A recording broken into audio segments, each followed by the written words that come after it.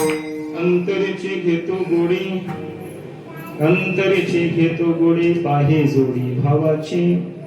देव सोयरा, देव सोयरा, देव सोयरा दिनाचा, आपुल्याच वैभवे शृंगारावे निर्मळे. देव सोयरा, देव सोयरा, देव सोयरा दिनाचा. तुका म्हणे जेवी सवे, तुका म्हणे जेवी सवे, प्रेम द्यावे प्रीतीचे. देव सोयरा, देव सोयरा, देव सोयरा दिनाचा. विठ्ठल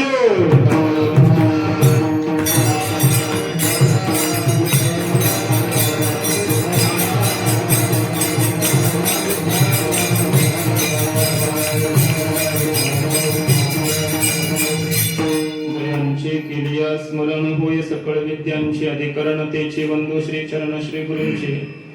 ते नमस्कारुनी आता.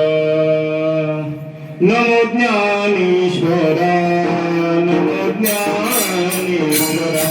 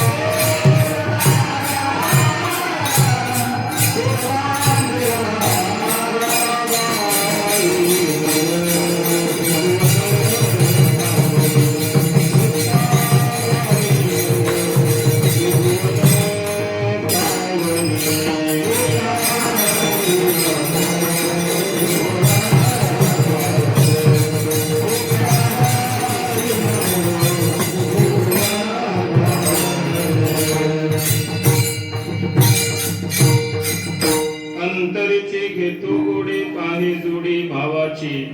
देव सोयरा, देव सोयरा, देव सोयरा दिनाचा. प्रस्तुत चिंतनासाठी घेतलेला अभंग हा वैराग्य राग रसिक जगदोद्धारक जगद्गुरु श्रीमंत श्री तुकोबरायांचा 4 चरणाचा अत्यंत प्रसिद्ध असा सर्वांच्या परिचयाचा. या अभंगाद्वारे जगद्गुरु श्रीमंत श्री तुकोबराय आपण ज्या परमात्म्याची, ज्या पांडुरंगाची भक्ती करतोय त्या परमात्म्याचा स्वभाव सांगतात.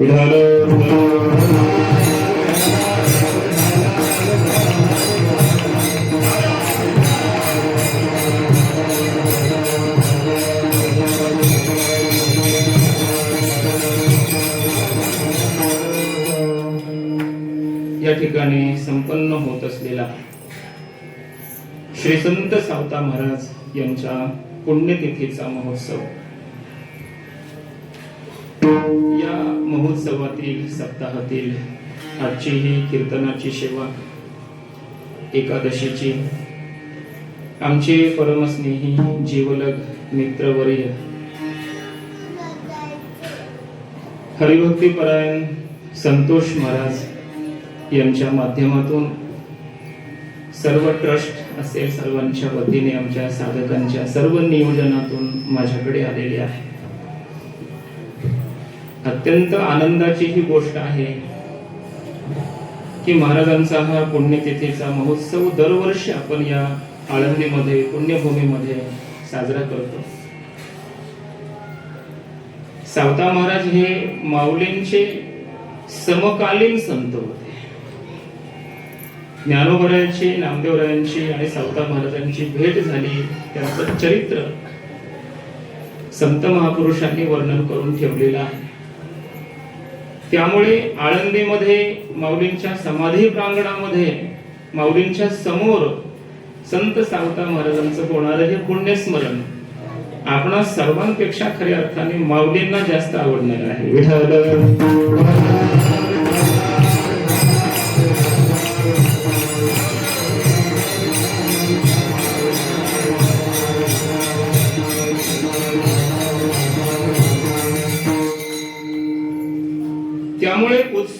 लहान मोठ्या प्रमाणात जरी होत असला तरी ते महत्वाचं नाही. इथं होणारा उत्सव महत्वाचा आहे. आमचे संतोष महाराज मला मगाशी म्हणाले की आपलं दरवर्षीचं कसं असतं, हा सप्ताह कसा असतो तुम्हाला माहिती आहे महाराज. हे त्यांचं म्हणणं किंवा आपलं गरीबाचं छोट्या खानी कार्यक्रम चालतो आपला.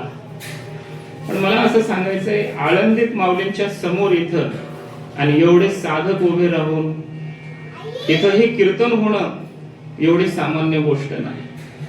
आमचे गुरुजी सांगत असतात, गावाकडे केलेले हजारो कीर्तन आणि आळंदीतलं एक कीर्तन विठाल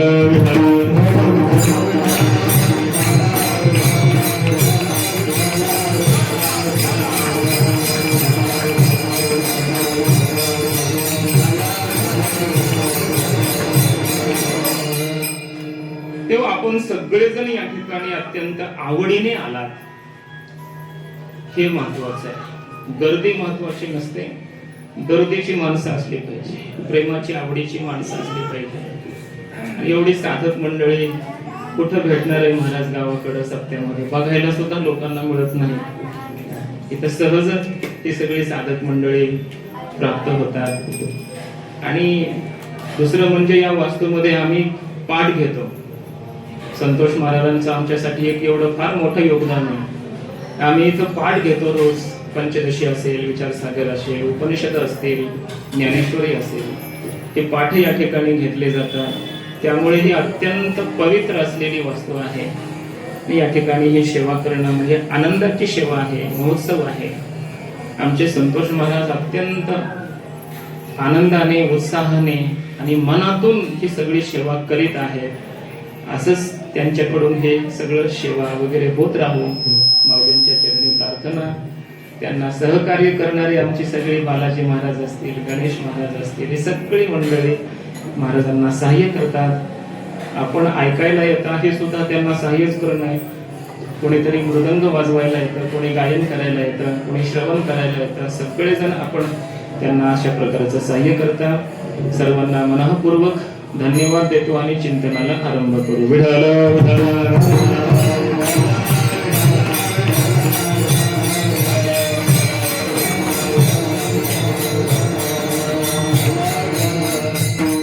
एका सेवेसाठी घेतलेला अभंग हा तुकोबरांचा आहे. 4 चरणाचा अभंग आहे. या अभंगामध्ये परमात्म्याचा स्वभाव काय आहे त्याचं वर्णन केलेलं आहे. कारण ज्याची भक्ती आपण करतो, ज्याचं नाव आपण घेतो, ज्याची एकादशी आपण करतो, ज्याचं व्रत आपण करतो, ज्याची वारी आपण करतो, तो परमात्मा कोणत्या स्वभावाचा आहे आपल्याला कळालं पाहिजे.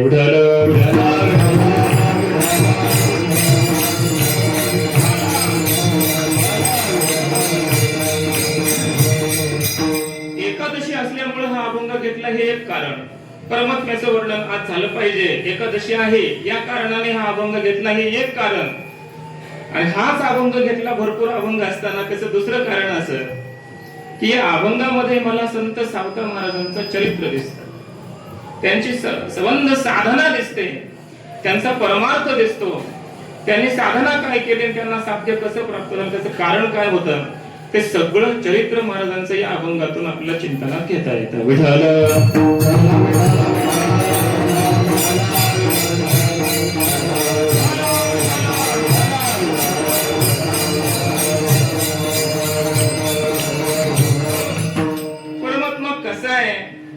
स्वभाव सांगतात तुकोबर आहे. 6 प्रकारचा स्वभाव या अभंगात सांगितलेला आहे. एक, देव कसा आहे, अंतरेची घेतो गोडी. परमात्मा अंतःकरणातली प्रेमाची गोडी घेतो. आपण जे काही देतो तो परमात्मा ते घेतो असं नाही. तुकोबर आहे सांगतात तुमच्या अंतःकरणातला भाव, तुमच्या अंतःकरणातलं प्रेम परमात्मा घेतो, हा त्याचा स्वभाव आहे.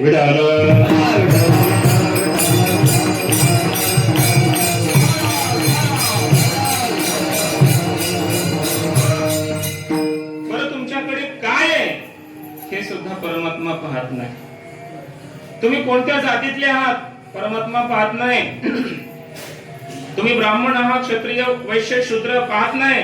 स्त्री आहात, पुरुष आहात, लहान आहात, मोठे आहात, बालक आहात, वृद्ध आहात, पैसेवाले आहात, गरीब आहात, हे काही परमात्मा पाहत नाही. मग काय पाहतो? पाहे जोडी भावाची. देवाचा हा स्वभाव. देव तुमच्या अंतःकरणातला भाव पाहतो. विठ्ठल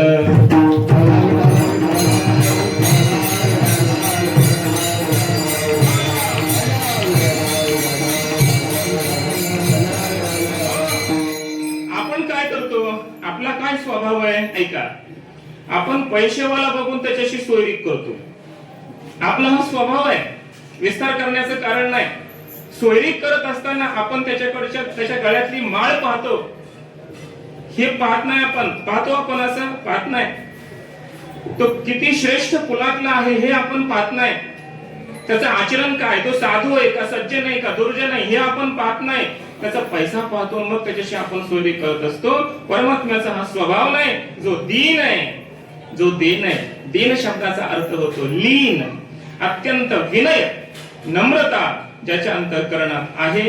अर्थात ज्याने संपूर्ण समर्पण देवाला केलेलं आहे, असा जो दीन आहे, भक्त आहे, त्याचा परमात्मा सोयरा होतो. हा परमात्म्याचा तिसरा स्वभाव आहे. तिसरा स्वभाव. अजून काय?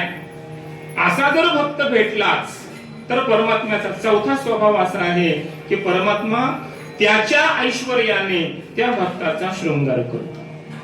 त्याचं जे ऐश्वर्य, कुणाचं? ईश्वराचं, परमात्म्याचं, त्याचं जे वैभव आहे, ऐश्वर्य आहे, त्याच्या वैभवाने, ऐश्वर्याने तो आपल्या त्या भक्ताचा शृंगार करतो.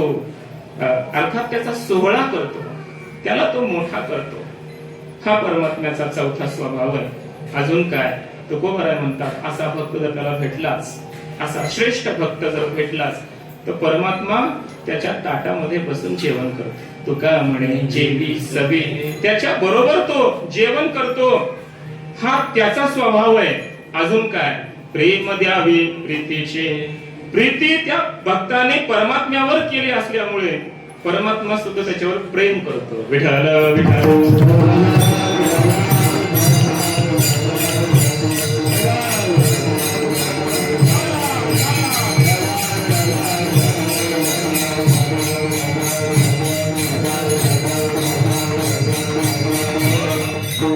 परमात्म्याच्या अशा प्रकारच्या या 6 स्वभावांचं वर्णन या अभंगामध्ये तुकाराम महाराजांनी केलंय.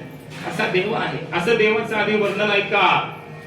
देव आमचा असा आहे हे पहिलं जाणून घ्या आणि मग त्याची भक्ती करा. मग भक्ती करा. देवाला तुम्ही दिलेला पैसा, तुम्ही जे काही परमात्म्याला देता, नवस सायस करता, हे देवाला आवडत नाही. हा देवाचा स्वभाव नाही आहे.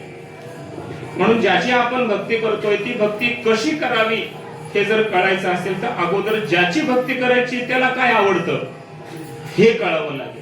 त्याचा स्वभाव काय आहे हे कळावं लागेल. मग त्यानुसार आपल्याला भक्ती करता येईल. देव जर भाव पाहत असेल तर आपल्या अंतःकरणात भाव आला पाहिजे. ही भक्ती आपण अशी करू शकतो.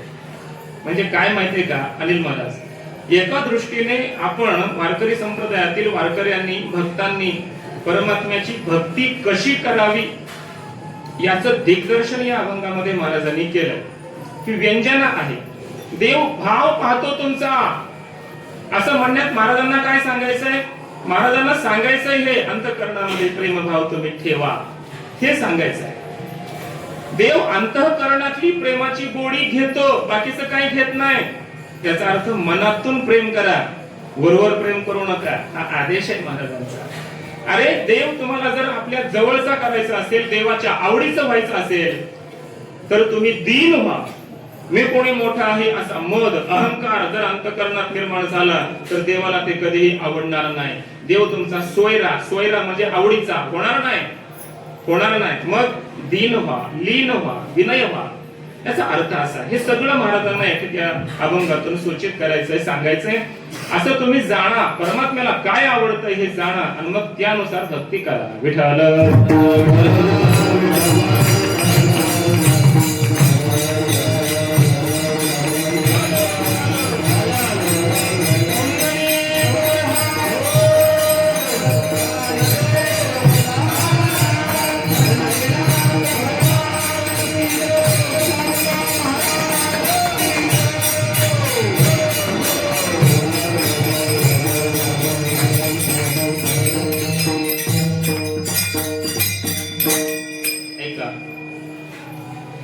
संप्रदायाच्या नियमाप्रमाणे, आमच्या संस्थेच्या नियमाप्रमाणे थोडीशी प्रस्तावना करतो आणि मग आता परत अभंग घेतो.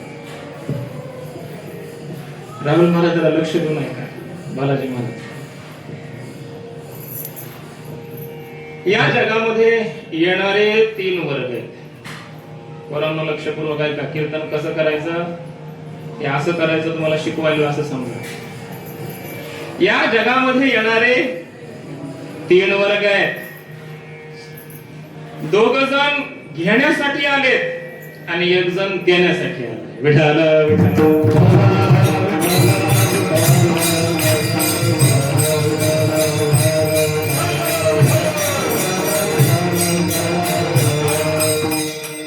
सोप्या भाषेमध्ये सांगतोय का, 2 जण फक्त घ्यायलाच आलेत. आयुष्यभर ते फक्त घेतात, ग्रहण करतात, घेण्याचंच काम. आणि 1 वर्ग असा आहे या जगामध्ये आलेला आहे, पण तो घेण्यासाठी आलाच नाही, फक्त देण्यासाठी आला. त्यांचं फक्त देणं सुरू आहे, देणं सुरू आहे. येईल त्याला द्या, येईल त्याला द्या. फक्त देण्यासाठीच आलेला 1 वर्ग आणि फक्त घेण्यासाठीच आलेले 2 वर्ग आहेत. आता कोण आहे ते? अगदी सोपं आहे. एक देव घेण्यासाठीच आलेला या जगात. 2 जीव घेण्यासाठीच आलेला आहे. 2 आणि 3 संत महात्मे फक्त देण्यासाठी आले.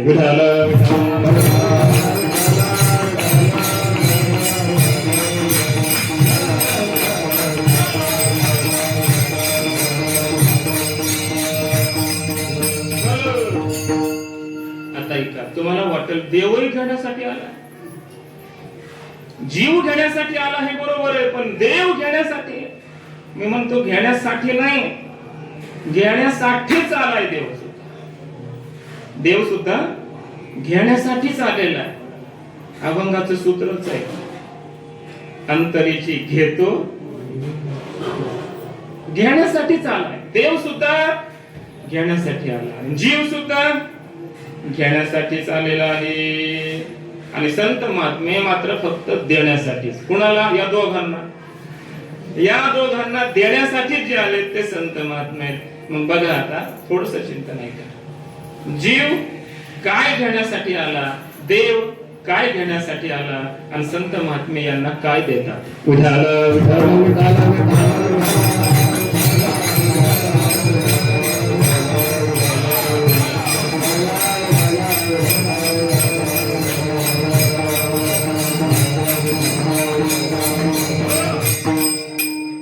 जीव या जगामध्ये घेण्यासाठी आलाय, त्याला म्हणतात सुख, आनंद. कशातूनही तो आनंदच घेण्याचा प्रयत्न करतो. कोण? जीव. कशातूनही त्याला त्याचं सुख मिळत असेल तरच तो ती कृती करतो. लक्षात घ्या. त्याला त्याच्यात जर सुख नसेल तर तो ती कृती, ती कार्य, ती गोष्ट करेल का? नाही करत. याच्यात काय पडले म्हणतो, सरळ आपली भाषा, याच्यात आपल्याला काय पडलेलं नाही, आपल्याला काही मिळणार नाही ना, मग चला इथं थांबण्यात काय अर्थ नाही. जीव हा कोणतीही गोष्ट करतो ते सुख मिळवण्यासाठी, घेण्यासाठी. त्याला सुखाची इच्छा आहे, सुखाची इच्छा आहे. शब्द, स्पर्श, रूप, रस, गंध या पंचविषयाच्या मागे लागला. कशासाठी? सुख घेण्यासाठी. स्त्री, धन, पुत्र सगळं मिळवायला लागला. कशासाठी? सुख घेण्यासाठी. संसारातले सगळं द्रव्य पाहिजे, पैसा, गाडी, बंगला सगळं पाहिजे. कशासाठी? त्याच्यातून त्याला सुखच घ्यायचं आहे. जीवाच्या प्रत्येक कृतीचा विषय, साध्य, उद्दिष्ट एकच आहे. काय? सुख म्हणजे आनंद. आनंदाची त्याला इच्छा आहे, सुखाची इच्छा आहे आणि ते घेण्यासाठी तो प्रत्येक काम करतोय, कृती करतोय. का बरं? कारण शास्त्रामध्ये वर्णन केलं, जीव हा अल्पज्ञ आहे, अज्ञानी आहे. त्याला माहिती नाही आत्मा सुखरूप आहे, परमात्मा सुखरूप आहे, हे माहिती नाही. आणि म्हणून तो विषयामध्ये सुख शोधतो आणि सुख घेण्याचा प्रयत्न करतो.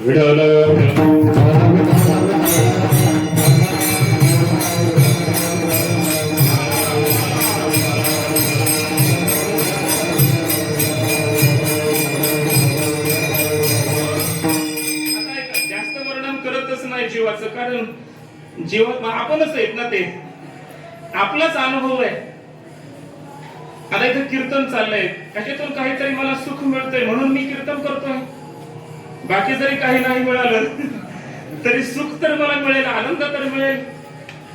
बालाजी महाराज बरोबर आहे, तुम्ही गायनासाठी उभे, काहीतरी आनंद मिळतो भजनात आपल्याला म्हणून आपण उभे. त्याच्यामध्ये जर दुःख असतं तर आपण आलो असतो का? तुम्ही ऐकायला बसले, तुम्हाला काहीतरी बरं वाटते ऐकायला, कानाला आनंद वाटत असेल म्हणून तुम्ही बसले. आपल्या प्रत्येक कृतीचं उद्दिष्ट सुख आहे, आनंद आहे. हा जीवाचा विषय. म्हणून जीव आला घेण्यासाठी काय? सुख. आता देव आला, देव जगामध्ये देव आला की नाही? आला. खरं तर देवाचं मूळ स्वरूप काय आहे? परब्रह्म, निर्गुण निराकार परब्रह्म हे देवाचं मूळ स्वरूप आहे, जे सर्वत्र ओतप्रोत आहे, व्यापक आहे, ठोस आहे, भरीव आहे, जनी वनी अवघा देव असा तो आहे, असा तो देव आहे. पण तरी सुद्धा तो एक साकार झाला, मूर्तिमंत झाला, राम झाला, कृष्ण झाला, नृसिंह झाला आणि जगात आला. आला जगात. आता कशासाठी आला बरं तो? का आला देव? थोडासा विचार करा. भक्ती शास्त्रानं चिंतन असं केलेलं आहे भागवतामध्ये की परमात्मा या जगामध्ये जो अवतरित झाला त्याची कारण जी परमात्म्यानं सांगितली ती भागवताला मान्य नाही, कोणती मातेला मान्य नाही. गीतेमध्ये परमात्मा काय बोलून गेले? यदा यदा हि धर्मस्य ग्लानिर्भवति भारत अभ्युत्थानम धर्मस्य तदात्मानं सृजाम्यहम्.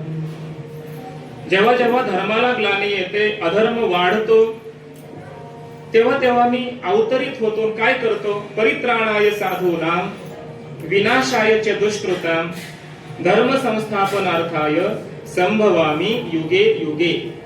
भगवद्गीता अर्थात श्रीकृष्ण स्वतः सांगतात की मी योगायोगामध्ये या जगात जो येतो त्याचं कारण तीन आहे. त्याची कारण तीन आहेत. काय? एक, साधूंचं रक्षण करायचंय मला म्हणून मी येतो, दुष्टांचं निर्दलन करायचंय म्हणून मी येतो, आणि धर्माची संस्थापना करायची मला म्हणून मी या जगामध्ये अवतरित होतो, युगायुगामध्ये येतो. देवानं स्वतः सांगितलेलं हे कारण आहे. थोडस भक्तिशास्त्राचं चिंतन आहे का? भागवतामध्ये कोणती माता भगवान श्रीकृष्णाला बोलते? जेव्हा परमात्मा हस्तिनापुराहून निघाले, मथुरेसाठी निघाले, द्वारकेला निघाले, आता जातो म्हटले, तुम्हाला राज्य मिळालेलं आहे, तुम्ही आता सुखी आहात, तुम्हाला सगळं ऐश्वर्य प्राप्त झालंय, राजवैभव प्राप्त झालंय, आता काही संकट नाही, दुःख नाही, मी जातो म्हटल्या. निघालो. परमात्मा निघाले. पाचही पांडवांबरोबर चर्चा झालेली आहे. त्या ठिकाणी मोठा विषय आहे. प्रत्येकाला परमात्मा म्हणतायत मागा, काहीतरी मागा, काहीतरी मागून घ्या. मी प्रत्येकाला आता देतो, जायचंय मला, आता शेवटची भेट आहे आपली. सगळ्यांशी चर्चा झाली. शेवटी कोणती माता आली आहे? कोणती मातेबरोबर चर्चा करत असताना कोणती माता म्हणते की देवा, किमान आता तरी तू जाताना आम्हाला तू कळालायस, जात असताना तो आम्हाला आत्या म्हणून असं प्रेमाच्या समूहात घालू नकोस. आत्या म्हणाला ना तू, आम्ही त्या प्रेमामध्ये विसरून जातो की तू देव आहेस म्हणून. पण आम्हाला कळालंय देवा की तू सामान्य नाही, तू परब्रह्म आहेस, तू साक्षात देव आहेस, ते आमच्या ध्यानात आलंय. आता आम्हाला पुन्हा मायेमध्ये या मोहामध्ये गुंतवू नकोस. आणि अशी चर्चा करत असताना कोणती माता त्या ठिकाणी म्हणते की देवा, तू येतोच काय, अवतारालाच काय येतोस, तुझं जगात येणंच कशासाठी आहे? तिथं बरेच शास्त्रकारांची अनेकांची मतं सांगितली. कोणी असं म्हणतं, कोणी तसं म्हणतं, त्याची कारण वेगवेगळी सांगितली. तुझंही कारण असं आहे, गीतेतलं आपण पाहिलं, ही सगळी तुझी कारण तू सांगितलीच देवा, पण मला असं वाटतंय, कोणती माता म्हणते की या कारणाने तू या जगामध्ये अवताराला येतच नाही. मग काय कारण आहे? कोणती माता म्हणते की माझं वैयक्तिक मत असं आहे. ऐका बरं, कोणती माता म्हणजे भक्ती आहे आणि भक्तीचं वैयक्तिक मत आहे. म्हणजे हे भक्तिशास्त्रातलं मत आहे. भक्तिशास्त्र सांगतं की देव जगात जो आलेला आहे त्याचं कारण साधूंचं रक्षण करणं हे नाही, त्याचं कारण धर्माची संस्थापना करणं हेही नाही, दुष्टांचा संहार करणं हेही त्याचं मुख्य उद्दिष्ट नाही. जरी हे सगळं तो करत असला तरी मुख्य उद्दिष्ट, मुख्य कारण मात्र हे नाही. मग काय कारण आहे? कुंती माता सांगते, श्लोक ऐका. विठ्ठल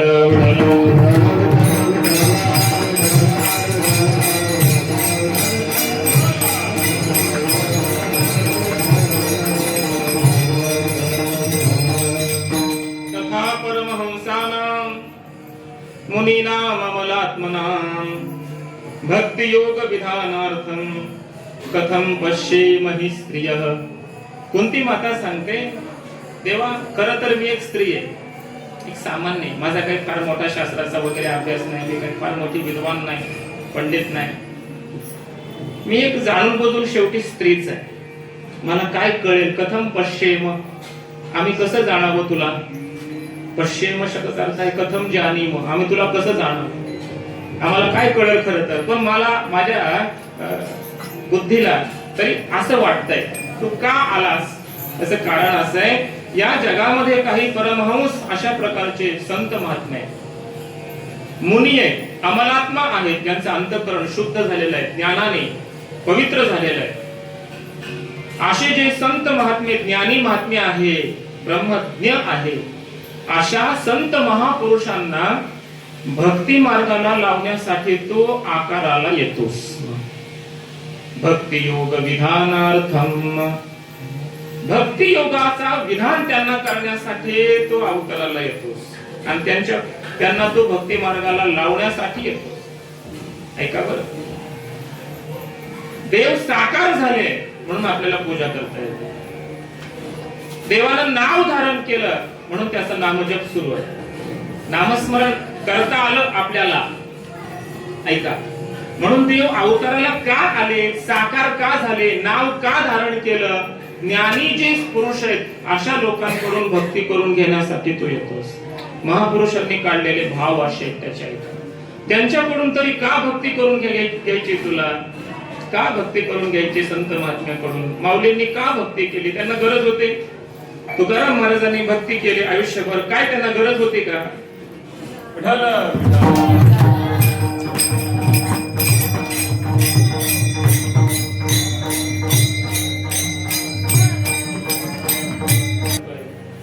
संत महात्म्यांकडून तो भक्ती करून घेतो आणि जेव्हा संतांच्या अंतःकरणामध्ये परमात्म्याच्या विषयीचा प्रेम भाव जागृत होतो तेव्हा देवाला आनंद वाटतो. माझा मुद्दा तिथे आहे का?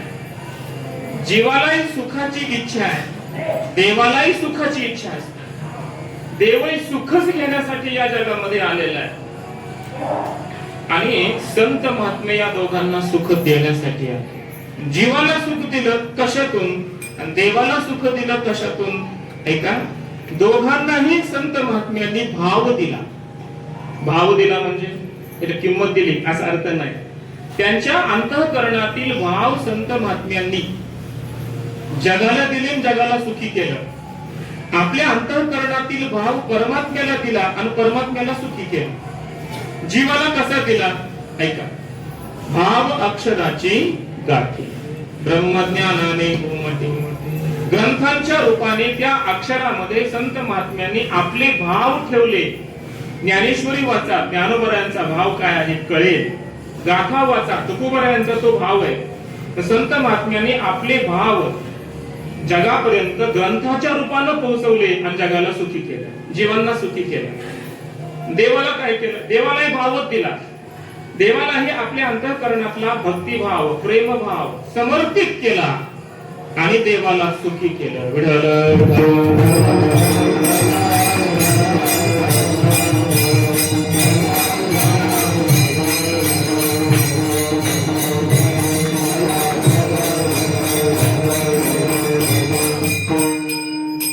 आणि त्या भक्तिभावाने परमात्मा एवढा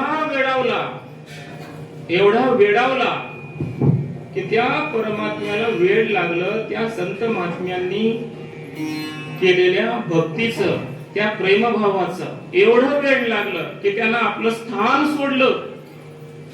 सोडलं आणि पुन्हा पुन्हा जगामध्ये यायला लागला. त्या संतांच्या माग फिरायला लागला. ज्या सुखा कारणे देव वेडावला,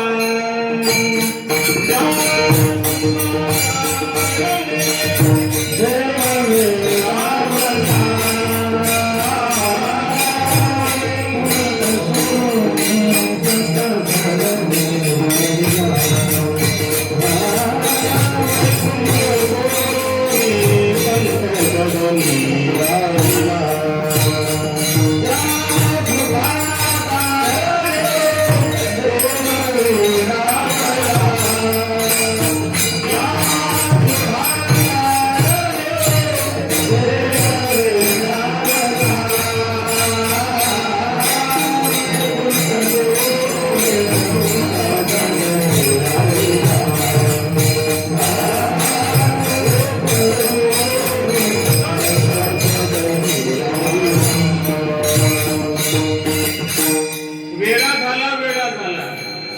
रचावला भक्तीशी.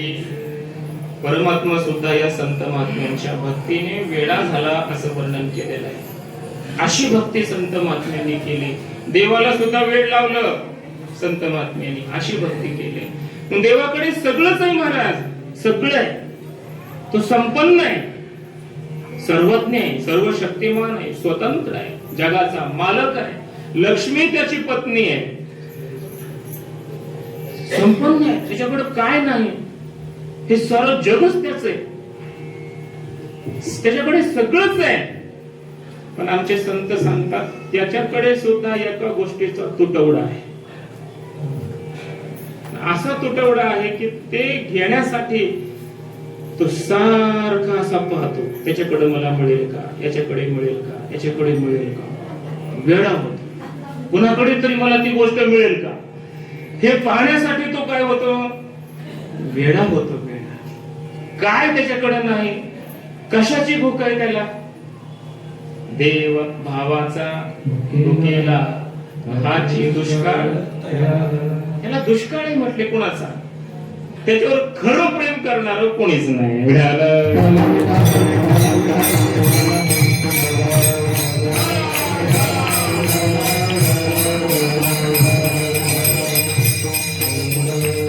म्हणून तो सारखा पाहतो. पाया पडण्यासाठी एखादा भक्त आला, त्याच्याकडे देव असा पाहतो, त्याच्याकडे मला ते मिळेल. आल्याबरोबर तो डोकं टेकतो, देवा बोरला पाणी लागू दे. देव म्हणतो पाया पडून जा. नाराज होतो देव, म्हणतो काय करावं, भेटना भेटना. त्याला जे पाहिजे ते भेटतच नाही त्याला. देवा कारणे भावत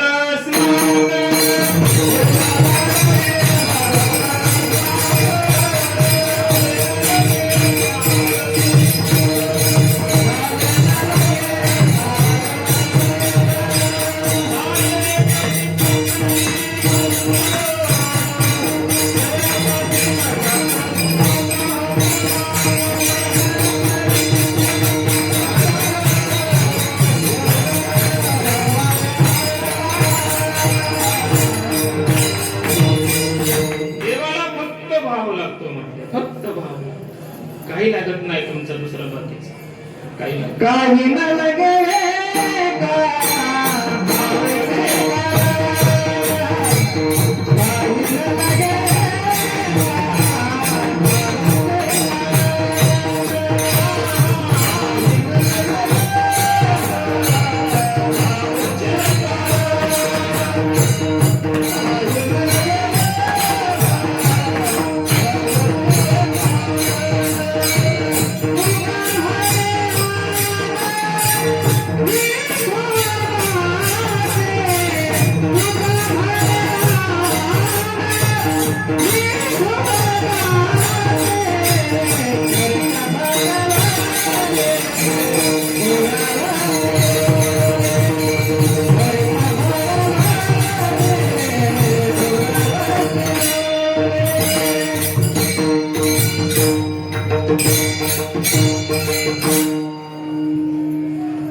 काही न लगे एक भावची कारण. देवाला फक्त भाव कारण आहे, बाकीचं काही लागत नाहीच, काहीच लागत नाही त्याला. का, त्याच्याकडे सगळंच आहे ना. त्याला भूक फक्त भावाची आहे, दुष्काळ त्याच्या ठिकाणी प्रेमाचा आहे, भावाचा आहे. म्हणून तो भाव घेण्याचा, भक्ताच्या अंतःकरणातला प्रेम भाव घेण्याचा तो प्रयत्न करतो. आणि त्यासाठी तो त्याला गोडी एकातच आहे, फक्त भावात, प्रेमाची गोडी त्याला आहे, त्याच्यात त्याला सुख आहे. म्हणून येणाऱ्या प्रत्येक भक्ताकडे तो पाहतो गोडी घेण्यासाठी. त्याच्या अंतःकरणात डोकावून पाहतो. अभंगाच्या पहिल्या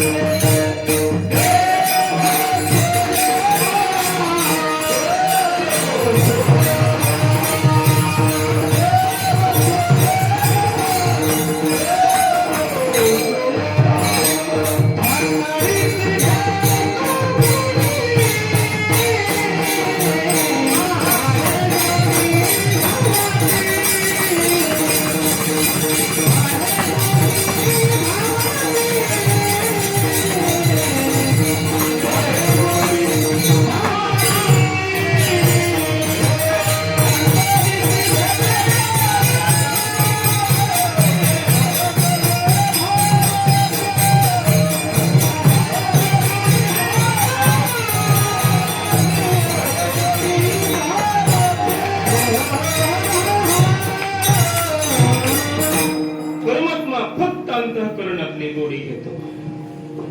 गोडी म्हणजे सुख. त्याला सुख फक्त अंतःकरणातलंच हवंय. म्हणजे अंतःकरणातली प्रेमाची गोडी. एका जनार्दनी प्रेम अति गोड अनुभवी सुरुवात. जगामध्ये अति गोड एकच आहे प्रेम. बाकीचं गोड असन पण नाथ महाराज म्हणतात अति गोड एकच आहे प्रेम. का? कारण ते भेटतच नाही कोणाला.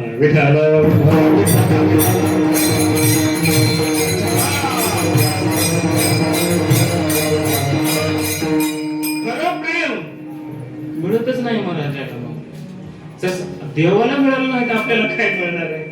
साधी गोष्ट आहे ना. देवाला भेटलं नाही खरं प्रेम, आपल्याला मिळणार आहे का खरं प्रेम? नाही मिळत. प्रेमाचा आभास आहे का? आभास आहे. वरवर दिसतं प्रेम, अंतःकरणामध्ये पूर्ण स्वार्थ भरलेला असतो.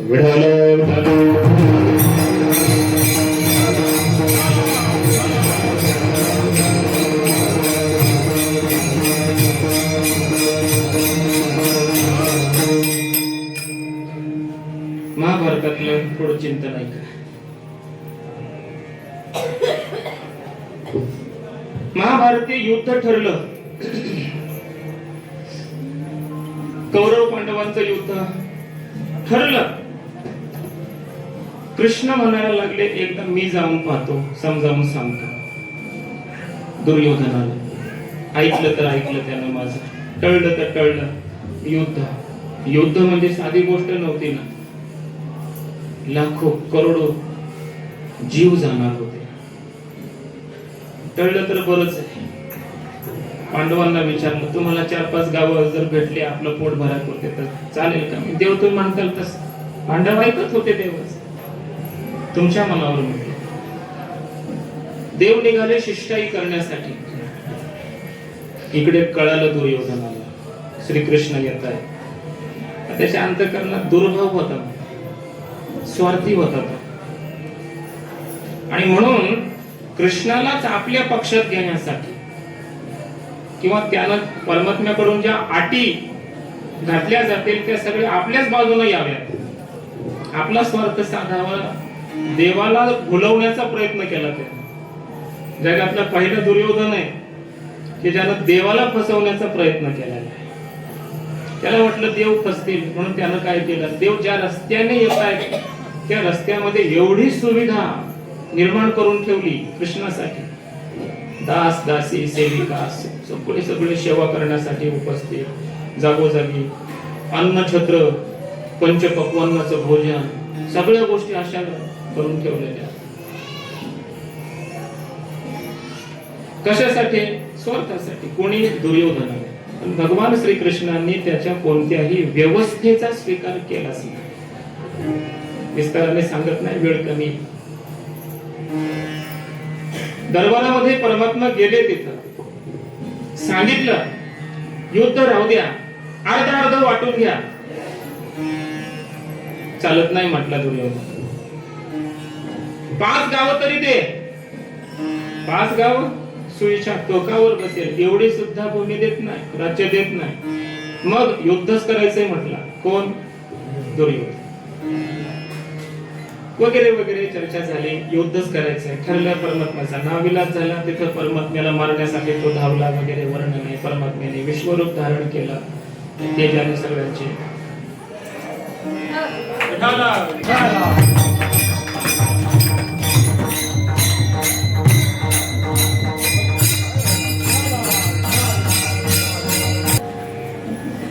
ज्याच्या घरासमोर तुळशी नाही, ज्याच्या गळ्यामध्ये तुळशीची माळ नाही, एकादशीचं व्रत ज्या घरामध्ये होत नाही, स्वयंपाक करणाऱ्या बाईच्या गळ्यात जर माळ नसेल, त्या घरातल्या एखाद्याच्याही गळ्यामध्ये माळ नसेल, एखाद्याच्याही गळ्यामध्ये, त्या घरातलं अन्न वैष्णवानं खाऊ नये. पक्क ध्यानात ठेवा. आपण वारकऱ्यांनी आशांच्या घरामध्ये जाऊन त्यांचं जेवण ग्रहण करायचं नाही. त्याच्या गळ्यात माळ आहे, गरीब असू द्या, मग त्याचं पिठलं भाकर खाऊन आपण आनंदाने यावं. ते पवित्र अन्न आहे. ज्याचं अन्न खाऊ तसं मन, तसे संस्कार आपल्या मनाशी बनत असतात. या गोष्टीचा विचार आपण केला पाहिजे. देवाने सुद्धा दुर्योधनाचं अन्न स्वीकारलं नाही, पण देवाला माहिती होतं हे अन्न भीष्माचार्यांनी खाल्लेलं आहे आणि त्यांचा नाविलाज आहे. इच्छा नसताना सुद्धा कौरवांच्या बाजूने उभं राहावं लागतं, युद्ध करावं लागतंय. अन्न कौरवाचं खाल्लेलं आहे. परमात्मा म्हणते मी नाही खात तुझा अन्न, नाही घेतलं. विदुर काकांच्या घरी गेले, दरवाजा वाजवला, विदुर आणि घरी आहे आणि देवाला बघितल्याबरोबर भाव विभोर झाल्या महाराज. विदुराणी भाव समाधीच लागले. कशी व्यवस्था करू, कुठं ठेवू, काय करू. साक्षात जगाचा मालक देव महाराज एकाएकीच घरासमोर आपल्या आल्यावर, घरात आल्यावर काय अंतःकरणाची अवस्था झाली असेल त्या माऊलीची. कुठे ठेवू, काय करू, कसं करू, काही तिला समजेना. देहीचं विदेही अशा प्रकारची अवस्था झालेली त्याची. म्हटले काकी काहीतरी खायला द्या, लवकर द्या, मला भूक लागलेली, भूक लागली, काहीतरी खायला द्या. घरात पाहिलं काहीच नव्हतं. केळी होती आणलेली, फळं होते थोडेसे, ती घेतली, केळी सोलावी. मनामध्ये इतकं प्रेम निर्माण झालेलं होतं, काही सुचत नव्हतं. मी काय करते काही कळतच नव्हतं. सालपट काढावं, देवाला काढून द्यावं आणि म्हटलं बरोबर आपणच खावं. विदुर आणि साहेब परमात्म्याने काय विचार केला नाही, तोही तसाच. तर त्यानं विचार केला, बाहे जोडी पाहिलं इथं भाव आहे, प्रेम आहे, तोही भाव विभोर झाला ना. कोण? देव. देवही भाव विभोर झालेला आहे आणि ते सालपट खायचं देवानं. आणि म्हटलं घर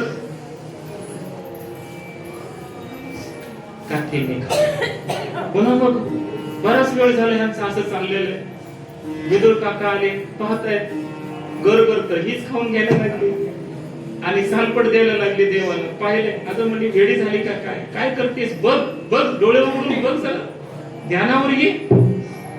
एवढी वेडी होऊ नको, कृष्ण आपल्या घरी आला, इतकी नको वेडी होऊ. मग ती देहावर वृत्तीवर आली, पाहायला लागले आणि मग तिनं ते जो आतला गर आहे तो देवाला दिला आणि जे सालपट आहे ते आपल्याकडे ठेवलं. देव ते गर खायला लागले आणि खाता खाता देव बोलू लागले विदुर काकांना, काका तुम्ही उगाच आले, पहिली ती आता ही गर खाण्यात मला मजा नाही, म्हटले मला आनंद वाटत नाही, मला गोडी येत नाही. पहिलं ते केळीचं सालपट खाण्यात मला जी गोडी होते हे गर खाण्यात नाही.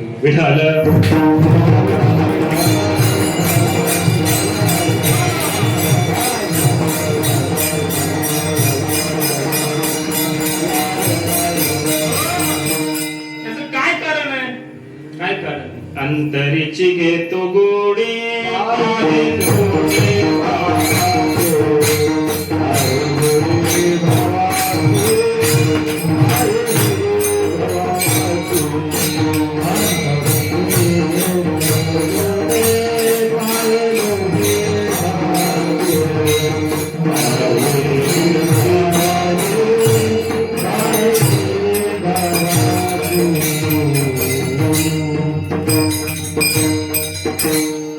महाभारतातला एक दृष्टांत दिला, ऐका.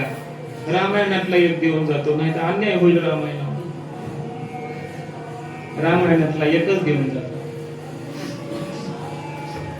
अरण्यामध्ये जेव्हा राम प्रभू वनवासामध्ये इकडे तिकडे फिरत होते, जात होते, सीता मातेचा शोध घेत होते, त्या अरण्यातील ऋषी मुनींना वाटायचं राम प्रभूंनी आपल्या आश्रमात यावं. ते ऋषी होते, मुनी होते, पारदर्शी होते, ज्ञानी होते, महात्म्य होते, त्यांना कळालं होतं हे देव आहे, ईश्वर आहे साक्षात. पण देवानं आपल्या आश्रमात यावं ही त्यांच्या अंतःकरणामध्ये फार मोठी जिज्ञासा, फार मोठी जिज्ञासा.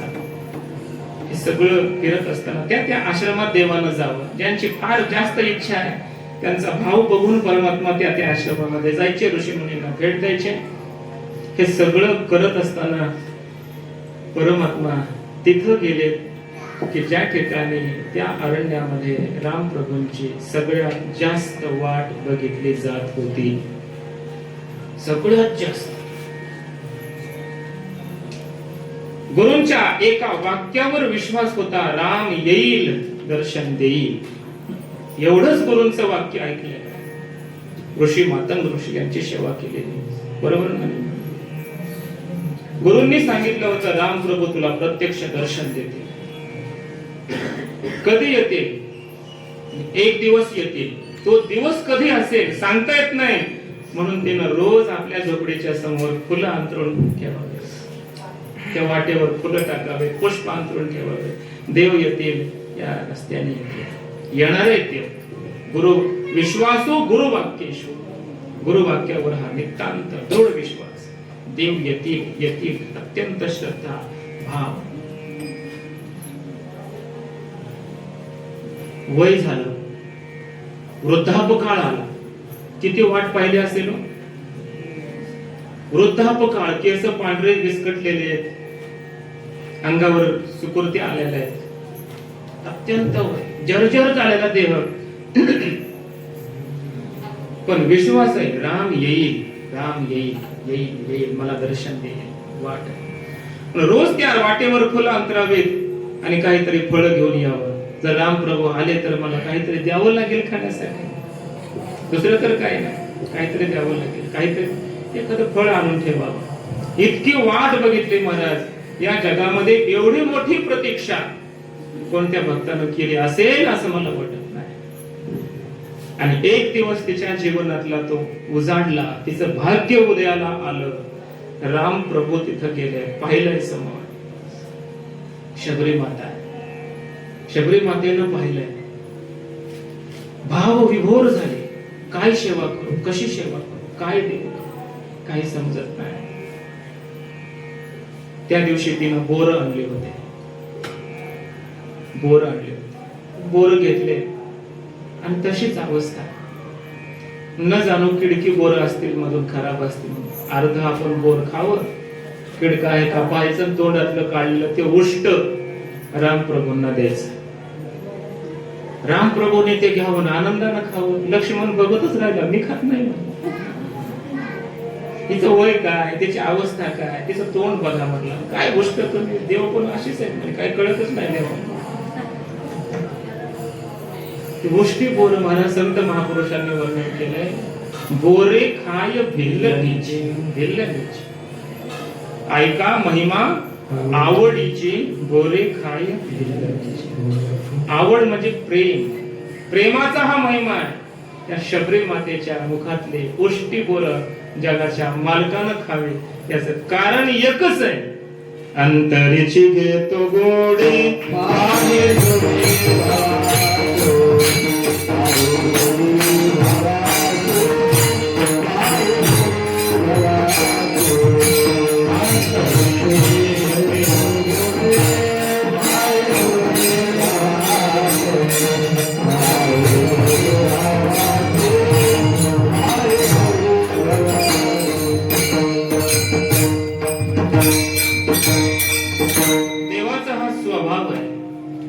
अंतःकरणातलं प्रेम पाहतो, अंतःकरणातला भाव पाहतो आणि त्याचं ग्रहण करतो.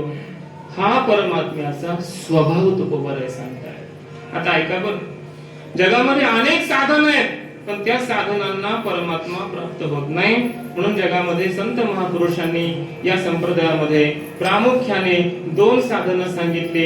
एक भक्ती आहे, एक ज्ञान आहे. एकाला प्रेम म्हणा, एकाला ज्ञान म्हणा. ज्ञानाने परमात्मा कळतो आणि प्रेमाने आकळतो. दोन साधनं करा.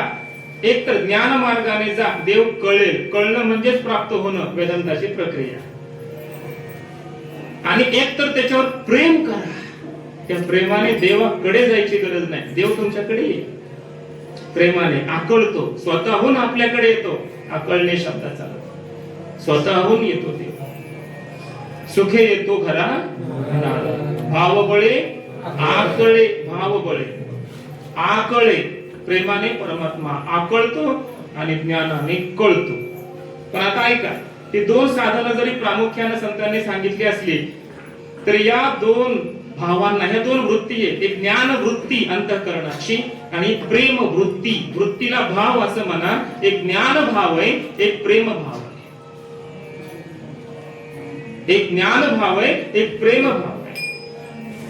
कुठला तरी एक भाव अंतःकरणात निर्माण करा, देवाची प्राप्ती, देवाची प्राप्ती. पण प्रश्न इथं आहे, असा आहे की हे जे दोन भाव आहेत, दोन वृत्ती आहेत, या वृत्तींचा नाशक आहे एक नाशक आहे, कोण? अहंकार. अंतःकरणात अहंकार आला, ज्ञानही जातं आणि प्रेमही जातं. लक्षात येतंय? प्रेम करणारा आहे देवावर, भक्त आहे. कितीही मोठा भक्त असला, प्रेम करणारा असला, पण त्या प्रेमाचाच जर अभिमान झाला तर देव प्राप्त होत नाही, किंबहुना प्रेमच राहत नाही. अहंकार आला की प्रेम जातं, अहंकार आला की ज्ञानही जातं आणि जवळ आलेला देव दूर होतो. विठ्ठल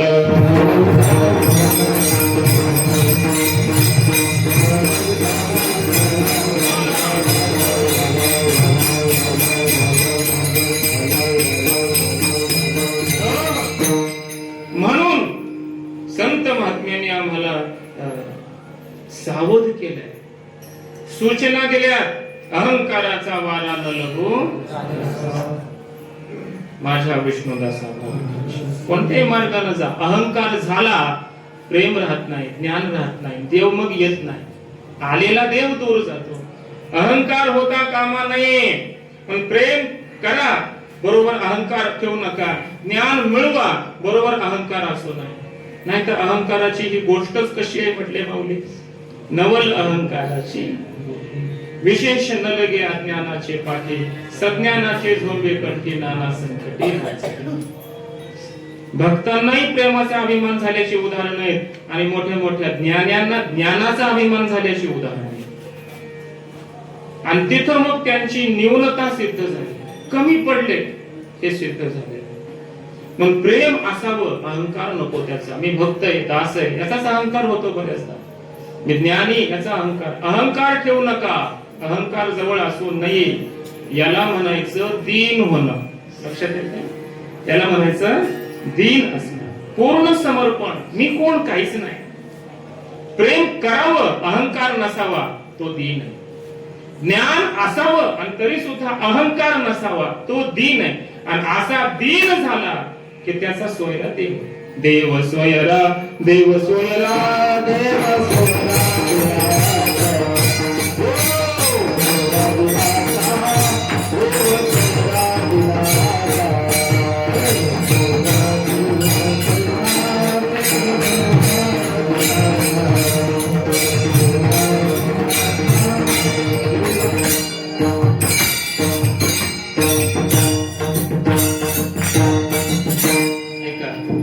इथं मला संत सावता महाराजांशी संबंधित एक कथानक सांगायचं आहे.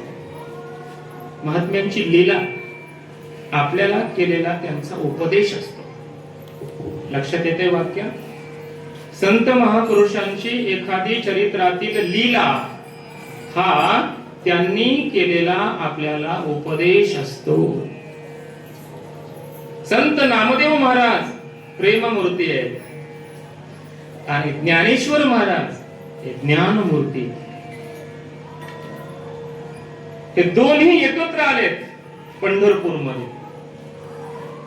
आळंदीहून ज्ञान गेलंय आणि तिथं मूर्तिमंत प्रेमच आहे. एक कैवल्याचा पुतळा आणि एक प्रेमाचा पुतळा. साक्षात नामदेवराय, ज्ञानोबराय यांनी केलेली लीला, खरोखर नाही लीला. त्यांनी असं दाखवून दिलं जगाला, प्रेम असावं, अहंकार नको. ज्ञान असावा, अहंकार नकोय. हे स्वतः त्यांनी आपल्या चरित्रातून लीला करून जगाला सांगितलंय, प्रबोधन केलंय. आणि चरित्रामध्ये त्यांनी दाखवलं, एक नाटक वठवलं. म्हणजे माऊलींना ज्ञानाचा अहंकार, नामदेवरायाला प्रेमाचा थोडासा अहंकार. देवाला कळालं, देवाला कळलं, देवाला कळत असतं, देवाला अहंकार सहन होत नाही. आणि मग म्हटले, परमात्मा म्हटले, आपण एक काम करू, लपंडाव खेळूया, मी लपून बसतो, तुम्ही मला शोधायला या. कथेतील भाव ध्यानात घ्या बरं. ज्ञानात अहंकार आला की देव लपतो, प्रेमात अहंकार आला देव लपतो. हे सांगायचंय त्या कथेतून, हे सूचित करायचंय. देव लपण्यासाठी पुढे पुढे पळताय, त्यांना शोधण्यासाठी माग प्रेम आणि ज्ञान धावतंय. ज्ञान आणि प्रेम देवाचा शोध घेत घेत धावतंय. इथे देव असेल, इथे असेल, शोध घ्यायला लागलं का? सूक्ष्म अहंकार झालेला असतो अंतःकरणात साधकाच्या. देवाचा शोध घेत घेत हे निघालेले. मग देव कुठं लपतो, कुठं जाऊन बसतो? देवाला राहण्याचं खरं स्थान कोणतं असतं? चरित्राचा दुसरा भाव असा आहे, या कथेत दुसरा भाव असा आहे की ज्या ठिकाणी प्रेम आहे, ज्या ठिकाणी ज्ञान पण आहे पण अहंकार नाही, तिथं देव जाऊन बसतो. जिथं ज्ञानही भरपूर आहे, कांदा मुळा भाजी, लसूण मिरची कोथिंबिरी अवघा झाला, हे ज्ञान आहे.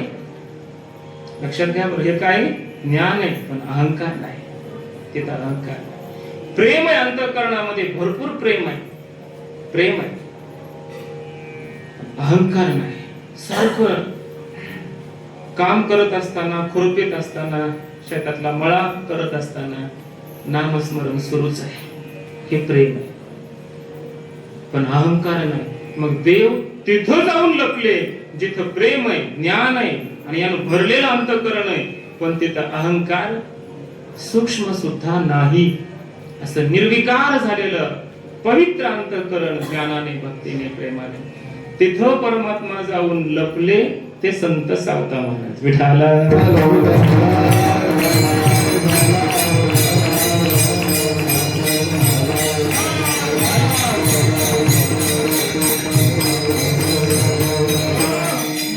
याला म्हणतात दीन भक्त, म्हणजे लीन भक्त. अंतःकरणातील पूर्ण नम्रता, कशाचाच अहंकार नाही. मग देव सोयरा, देव सोयरा, देव सोयरा, दिनाचा विठोपार कुमाई.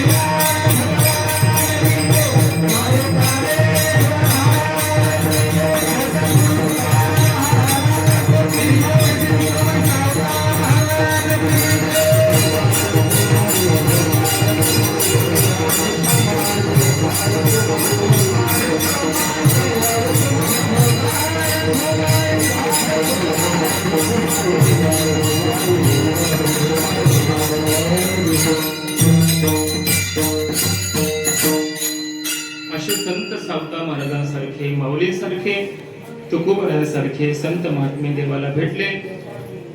त्यांच्या अंतःकरणातली प्रेमाची गोडी परमात्म्याने घेतली. त्यांच्या जवळचा भावच देवाने पाहिला, दुसरं काही पाहिलं नाही. त्यांचा सोयरा देव झाला आणि त्यांचं परमात्म्याने फार मोठा सोहळा केला. तुकोबरायाचा सोहळा देवन करावा. जया पूजिले आदरे पांडुरंगे, विमानस्थ केले प्रयाण प्रसंगी. देवानं पूजा करावी तुकोबरायांची, आपुल्याचं वैभवी शृंगारावे निर्मळे, अशा भक्तांचा सोहळा देव करतो. माऊलींचा समाधी सोहळा देवानं पार पाडला असं वर्णन आहे. स्वतः रुक्मिणी माता, स्वतः देव समाधीला येतात. माऊलींचा मोठा दिव्य सोहळा समाधीचा झाला. देव सोहळा करतो संत महात्म्यांचा, आपुल्याच वैभवी शृंगारावे निर्मळे. अजून काय करतो? तुका म्हणे जे विसवे,